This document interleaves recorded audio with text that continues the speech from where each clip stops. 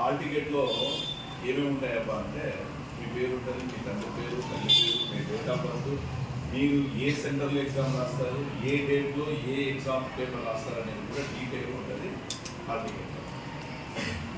ఈ hall ticket ఇచ్చిన తర్వాత చూసుకోండి, మళ్ళీ రిటర్న్ ఇవ్వండి సార్కి, సీల్ కొట్టి హెచ్ఎం మేడం సంతకం చేసి ఇస్తారు. ఎప్పుడు రేపు ఇచ్చిన తర్వాత వాటిని జిరాక్స్ వేసుకోండి.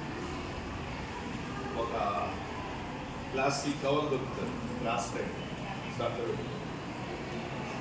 ఎగ్జామ్ హాల్లోకి వెళ్ళిన తర్వాత సెంటర్కి వెళ్తారు కదా, బిఫోర్ ఎగ్జామ్ అంటే ఇప్పుడు 16th ఈసారి ఒక కొత్తగా ఏముందంటే దాంట్లో క్యూఆర్ కోడ్ ఉంది.